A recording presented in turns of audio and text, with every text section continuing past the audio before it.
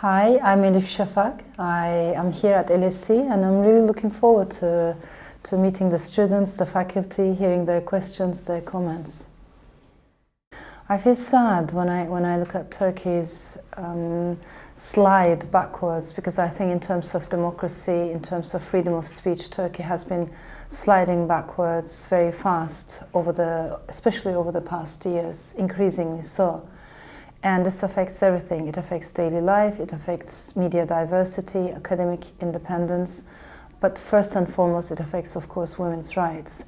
Because I think as societies become much more authoritarian, more nationalistic, more religious, women have much more to lose than men.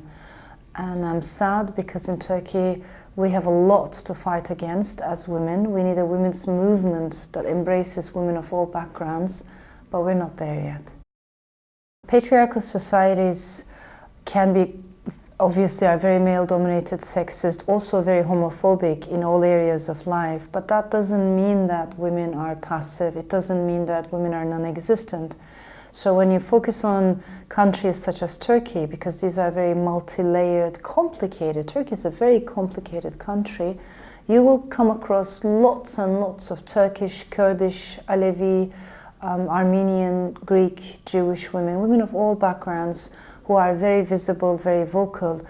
Overall, women are very visible in many areas, especially the academia, medicine, media, but there's one area in which women are almost non-existent, and that is politics. So at the level of regional, national, and also local politics, it's much more difficult women to find their feet and to find their voice. Nonetheless, we have amazingly courageous women, fighting for their rights, aware that women's rights cannot be taken for granted, and we need to put effort into this. What we are lacking, however, is a proper culture of sisterhood. I think Turkey holds important lessons for the world. So many of the things that we saw happening in Turkey are happening today across Europe and in America in different degrees, in different forms. But there's a déjà vu feeling for those of us who come from Turkey. For instance, the way the Turkish society became polarized and the way politics is being polarized today, the way half of the society is being pitted against the other half, and how this serves into the hands of populist demagogues. This idea that we should go back to our tribes, the rise of nationalism, the rise of populism and xenophobia that comes with it as a package. All of these things, we've seen them before in Turkey, and hopefully Europe won't make the mistakes that were made in Turkey. I think as an international community, we have to have more solidarity across boundaries, national, ethnic, religious boundaries, and emphasize our shared values as humanity. And we have to understand that none of the rights that we enjoy today, including freedom of speech or women's rights, we can't take for granted.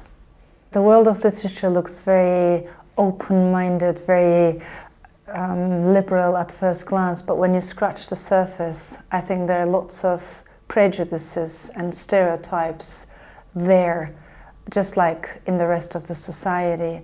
And we need to be aware of these cliches, we need to be aware of these cultural stereotypes and fight against them, because art defies such boundaries. I have always been very critical of what I call politics of fiction, the idea that we have to attribute a function to fiction, the idea that writers need to, especially writers from the non-Western world, have to represent a bigger entity.